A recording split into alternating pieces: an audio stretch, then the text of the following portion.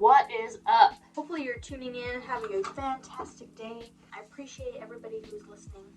So today I wanted to talk about excuses, because this has come up a couple times among my clients the last couple of weeks. I'm reading or listening to a really good book right now that kind of talked about it, and so I thought I'd get on here really quick and talk about it with all of you, okay? So the first thing I want to bring up is this book that I'm listening to. It's called Grit, and it's by Angela Duckworth. It's really good. It's like the psychology of success, basically, and what actually has to be inside someone for them to be successful. And the most prominent trait is grit, okay? Like, a lot of people think, oh, it's talent, oh, it's genetics, oh, it's, they have to be smart, they have to be wise, they have to be athletic, whatever. Obviously depending on what they're trying to be successful in, right? But across the board, so like in the military, in business, in sales, in athletics, in music, all of the things, all the avenues that people would take to become successful, it's grit. That's the determining factor of whether or not they're going to make it, okay?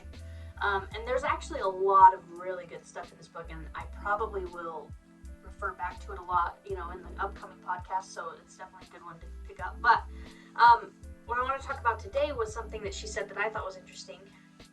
And basically what she was saying was, and I'm not going to try and say it word for word, but because I'm going to botch it. And I listened to it, so I don't have a physical copy of it. So I guess I could look it up. All right, let's be real, right? Google is a thing, Kayla. Anyway, what she was talking about was how when we're competing against others, or when we look at others, oftentimes we focus a lot on their talent, right? Something that would make them stand out, something that would make them special, okay? If you look at someone who is successful, instead of assuming that they're just a normal person who put in the work, okay, we automatically assume that they are a special person who has some special skills that you don't have, and nor will you ever have access to, okay? Like billionaires, millionaires, especially, I hear it all the time, is like, oh, they're so lucky, look at them, they're a billionaire, but they don't see all the work and all the hours and all of the time and all of the years that they put into building this business. They just see the successful business person and automatically assume that they were lucky, right? And sure, luck has something to do with everything that we do, right? It's people it's all that stuff. But if you have grit, you will make it, because you have enough, you have the tenacity to push forward through hard things. You have the tenacity to do things for long periods of time without success, like all that stuff, right? But the way she said it was like we mystify, that's not the word she used, but we mystify success so that we have an excuse to be mediocre. Okay? And that's not word for word, but it's something, she says something like that, okay? So like I used, billionaires and millionaires as an example, but we do it all the time in sports. We do it all the time in like school, all of it. Like, think about how often we say, I know I've said it in business personally, okay? Like, someone will be more successful than me in one of my coaching groups or something, in my mentoring groups, and I'll be like, oh, well, of course he is. He doesn't have 2 kids, right? Which, it's not wrong, okay? But it's also not an excuse. Does that make sense? And so to use that as a reason for them being more successful than you, or more, better off than you, because there's lots of different ways that, you're just a normal person, okay? You're just a normal person, they're just a normal person. If they can do it, so can you, is basically what I'm saying, okay?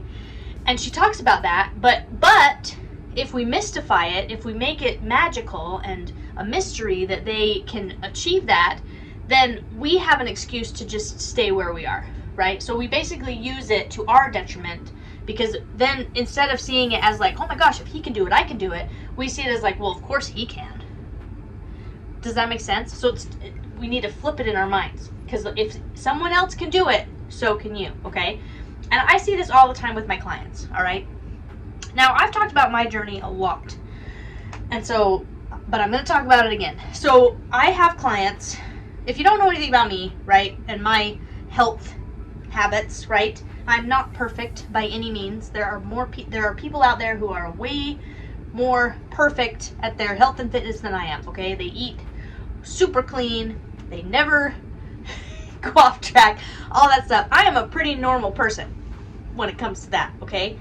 But one thing that I do consistently, no matter the circumstance, is I exercise, okay? And exercise to me is just that important. It has gotten to the point where it is that important in Kayla's life. Now, obviously, there will be circumstances that come up that I just won't happen, right? Like if my kid's in the hospital, I'm not going to I'm not going to try and figure out how to do a workout, right? But for the most part, I have not found a good enough reason to not do it. And I can find every single reason to make it happen. Every single day, okay? So whether my husband's out of town, whether my kids are sick and keep me up all night, like all of these things that happen in everyday life, they don't affect me anymore because exercise is that important to me for my mental health. Like I notice a huge difference in how I behave as a mom, as a wife, as a business owner, as a person when I exercise. I feel better, all of the stuff, okay? Like it's just not worth it for me to not do it. Do you know what I mean? And so I'll have clients, like a couple weeks ago when it was daylight savings time, right? Because I had several clients use that as a reason to not work out. Okay, well, it was daylight savings time. Okay, that's fine. And you're not wrong. It was daylight savings. And that does suck that we lost an hour of our lives, right? Because they've decided that that's a thing. However, the fact that you used it as an excuse does not explain all of the people that didn't use it as an excuse. Do you see what I'm saying? So like, if it was so hard to get up because of daylight savings, why wasn't everyone affected? Why are there people in the world that get up no matter what, no matter the daylight savings, and do it anyway? You don't have an excuse, right? Like I have people that are like, oh, I'm a single mom, I have 4 kids, and I can't do anything. And it's like, well, I get it. And I'm not saying that what you're saying isn't wrong, and I'm not saying that what you're going through isn't hard. But I am saying that there are single moms out there who figure it out. So there's really no excuse for anything that you would put in your way when it comes to your health and fitness, okay? Are there situations where you have a disadvantage? Yes. Are there situations where it's going to be harder to make it happen? Yes. Are there situations where it's next to impossible? Yes. But what it doesn't explain is how there's people in the same situation doing the same thing. Doing what you need to do. Does that make sense? And I think that's what bothers me about a lot of, this is getting into hopefully not too political, but like society in general these days, they have an excuse for everything, right? Like if someone's in a disadvantage, then they use that as an excuse to do everything. Oh, my parents were divorced at 11. That's why I'm messed up. My dad was a drug addict. That's why I'm screwed up. My mom went to jail when I was 6. That's why I'm screwed up. And it's like, yeah, you can use that as an excuse. That is a justifiable reason for the way that you are, right? If you grew up in a bad neighborhood, you didn't have a dad, you had no good education, nobody cared about you, your mom was a drug addict, like all of those things, yeah. Like, wow, what a bad life, right? I'm sorry that you had to go through with that. But what it doesn't explain is why there are people that live through that same scenario and still make it out. They still are successful. They still figure it out, right? And yeah, maybe they had access to something that they didn't. But what I'm saying is like, no situation that you are put in is your fault, but is your responsibility to figure out a way to make things happen anyway. Does that make sense? Daylight savings, this is like a minor thing, right? Compared to other things. But I'm just using it as an excuse because everyone has to deal with daylight savings, okay? Daylight savings is this teeny tiny thing in the big scheme of things. But everyone has to deal with it. Every single human being on the planet, or in the United States, except for the people that live in Arizona. I wish I lived there, right? They have to deal with daylight savings. So here we are, and there's a group of people who use it as an excuse to be late to work, to sleep in, to not get their workouts in, to throw off their entire week, whatever, to be ornery and mad that they have to deal with this, right? And then there's a group of people that just carry on with their lives like nothing even happened. They still get their workout in. You know, they try it, they just adjust, they adapt, they figure it out.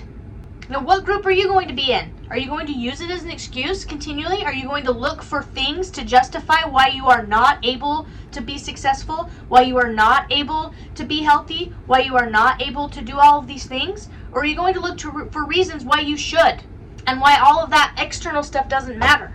Because if someone who has lived through the same situation you are can be where they are, then you don't have an excuse. You might think you do, and it's justified in your mind, but you really don't. Does that make sense? There's actually another really good book that you should read that goes along with this. It's called The Courage to be Disliked. And he talks about how trauma, while valid, does not really exist unless we choose to allow it to exist. Okay? Obviously this is getting kind of deep, but what I'm saying is, like, if 100 kids all have divorced parents at the age of 9, right? They all go through the same exact situation. All 100 kids are going to end up differently. Half of them, or a certain percentage of them, are going to blame the fact that their parents are divorced for the fact that they ended up the way that they did, and the other people aren't even going to let it bother them. Who are you going to be? Because you have a choice. And it does not have to be using external things to affect how you behave and whether or not you make your life exactly what you want it to be. Anyway, hopefully this was valuable, and I hope you have a wonderful day.